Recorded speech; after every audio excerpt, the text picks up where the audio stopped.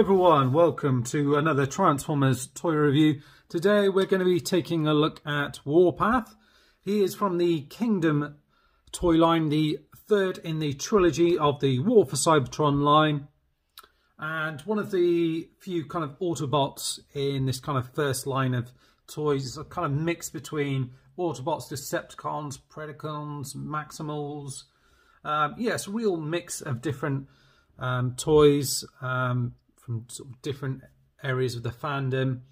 I've watched Transformers Earthrise, interestingly enough, so be interested to know people's thoughts on that. I was thinking of doing a review video of Earthrise, the Netflix series. I don't know if that's something people are interested in.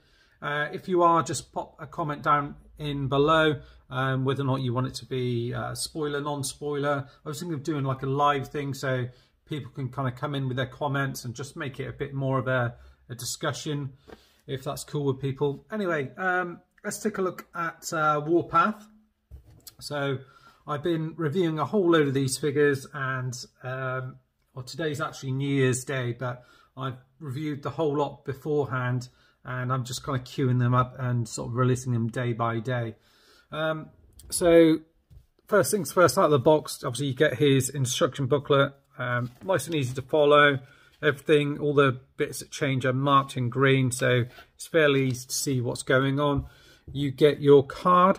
Now with all of these ones, it seems to be random cards. I don't think it's necessarily who the figure comes with that you get, which is really weird. So with this one I get Optimus Prime, which is nice, and you get this kind of real kind of retro kind of card thing, which I'll definitely be collecting. So far, unfortunately, all the other ones that I've got have been Black Arachnia, so at least I've got a different character this time round. Here's the figure himself. There's only one thing just to be aware of out of the box. This bit comes separate and is just in the packaging just below, so just be careful, make sure you don't discard it. It's quite easy to sort of lose that bit. The packaging itself, just bring the camera up a smidge so you can see everything. Yeah, you get this kind of prehistoric world with Warpath on the rampage here. Sort of looks like he's summoning his troops onwards, and they're in tank mode as well, and you get a picture of the Ark and everything on top of this kind of volcano. Deluxe glass figure, so a little bit bigger than the previous version. I think was Combiner Wars, so I'll probably look to sell that version, move it on. Here we are, we've got the back of the packaging. Again, this kind of Earth look to it with these symbols, green outline to it, and robot mode, tank mode, 26 steps of transformation. And then on the sign here, it's all kind of looks as if it's revolving around the golden disc, which is a Beast War thing, but they've kind of linked it in. I won't say too much, but there is a little clip of it in Earthrise in the Netflix series. It didn't really say a lot, so it's not like a spoiler mentioning it at all. But yeah, so it does become part of the story, I think, and that probably sounds like it'll be come up a little bit more in the Earthrise, in the Kingdom series. So I'm just going to move my camera a little bit so we can take a closer look at the figure. So he comes with this accessory, so he doesn't actually come with a gun, so he comes with this kind of shield thing here, which interestingly enough is kind of done in this burgundy plastic, but then on the other side it's actually painted the kind of like the same color, so it gives it a nice finish to it. So that's nice. Something I've noticed with these Kingdom figures actually, they've done a fair bit of work on the kind of paint apps and things, which is always appreciated. You can see these arms here though, the bottom half of the arms are done in a lighter plastic and then painted on top, which means there are some points where there's, you know, sort of like grey coming through. It doesn't look too bad. There's a few little bits where it kind of comes over or anything, but I still appreciate them kind of painting it. And you can see on the top here where it's got a little peg hole for the blast effects there, that obviously that stands out as a different colour. So there's a couple of different things on the instructions, or on the kind of booklet, it shows you him kind of having it plugged in on his shoulder, which you can do. There's no problem with that. Kind of shoulder guard, or you can kind of pop it in here and you can have it as a shield like that, and you can knocked over the camera there, a bit too eager. You can add the sorry about that, just show you the blast effects, because my camera cut out. I was talking to myself for about 5 minutes before I realised. I was just saying you can add the blast effects on here. There are various points as well on the figure where you can add them to make it look like he's being shot. So on the legs, and you know, there are different ones that you can use for it. So there's this kind of explosion one. They normally come with the one like the ramp type ones, but I mean, you can, the other ones do fit in, but you know, that doesn't really look like he's been shot, whereas these ones look as if it's more of an impact. So one on his leg, on here, on his arm here as well, like that. The other thing you can do is it doesn't come with a weapon, which is a little bit disappointing, but you can pull out this bit here and have him kind of shooting from his chest here from the gun turret. So you can do that, and that's pretty neat that you can do that, and that's kind of movable up and down. That's pretty much as far as it goes, and then you can tuck that back in like that. Fairly easy. As mentioned with this, you can tuck this, plug it various places on his leg, on his arm, on the back here, like that. So yeah, loads of different places. I'll probably just have mine on here, and then I'll just sort of go through the articulation and everything else on the figure. The head, he's got the face and eyes are painted, so it's like grey and black for the eyes, and the head, it can look down, up, a little bit side to side, so a little bit of wiggle there, and it can go all the way around, so loads there. And the arms, they go all the way around, out to the side. These arms are all painted as well. I mentioned the paint on these arms as well, but yeah, it's great. It's burgundy plastic and then painted on top of that. So the arm goes up to there and swivels all the way around. The fists also rotate around in here, although it's a little bit of a tight connection. Obviously he's got a hole in his fist, which you can peg in any other weapon if you like. There is some grey paint down here just below his gun turret. All of this is painted as well. It's done really nicely, and you do get waist articulation. It's a little bit stiff, but it does go all the way around. Let's just check. Yeah, okay, it does go all the way around there. Yeah, it's a bit of a tight connection. This bit kind of comes down here, so you probably have to move it a little bit out of the way, and you get a little connection down there for a flight stand, which is cool. Legs that go all the way up, so you can do a high kick. I think they can go all the way back if you move that piece out of the way there. And out to the side, there's a swivel just at the top of the leg and a bend in the knee. It's pretty decent. Lots of more paint on the fronts of the legs and for the feet, and all the tank treads, painted as well. And there's little wheels underneath here as well. Yeah, so there, bend there, and then the feet, you can go all the way out to there, so you get, I mean, it's insane. No forward and backwards though, but a fair bit of movement on him, I would say. And then transformation, just go through that, if I can remember everything. So unpeg this from here. The arms, you want to unfold the tank treads, just bring them back and tuck them into there like that. Probably doing it in a slightly different order than the instructions, but this is how I did it kind of first time around, and it didn't seem to do any harm. This piece here is going to kind of fall back, so push that back like that. This piece is going to open up like that. When you're transforming it back, just be aware that it just pulls in, so you can get your finger underneath it there.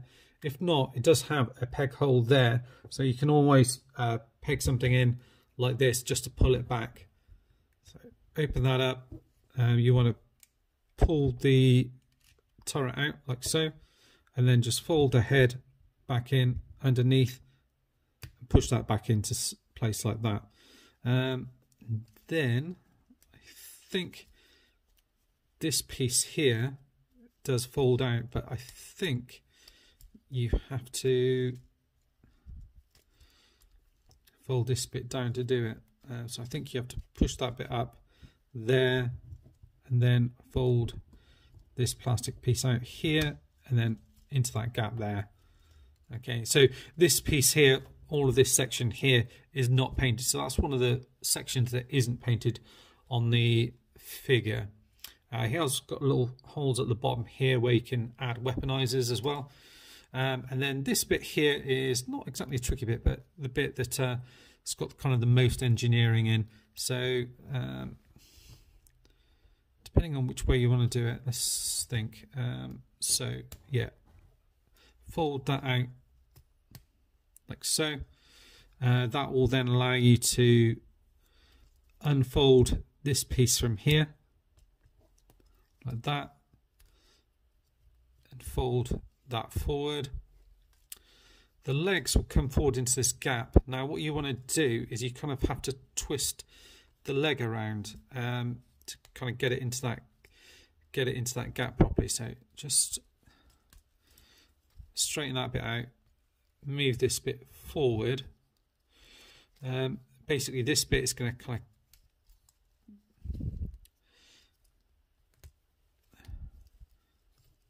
of fit over here, but if I remember correctly, I think the leg kind of twists out a little bit, so you kind of, that's it, you twist it out towards you, so you sort of turn it at the same time, and then you can then bring this piece down and that'll peg into there like that.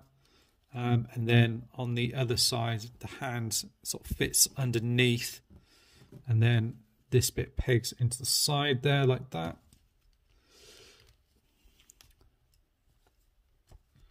So it's kind of like one half done. It won't hold together just yet, just because there's a little bit that you have to do afterwards. So try and do that again. So you want to have it so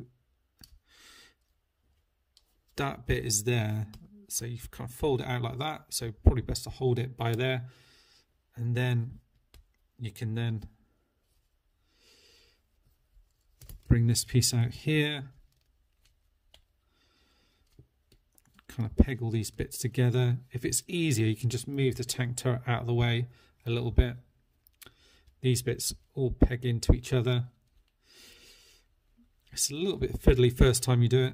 Just make sure that's underneath. Peg these bits in underneath here, or probably want to move the arm underneath there first actually. And then you can sort the tank treads out.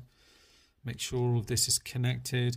So this is kind of the fiddly bit where you just have to kind of line everything up best you can and kind of push everything in together. Then once you've kind of got it more or less where you want it, this is where you come in with this piece here, which is going to kind of hold some of these bits together. So there's two pegs here which go into there, and then two ones here which will go into there. So, and that'll just hold everything together. That's the idea anyway. So just peg that in underneath.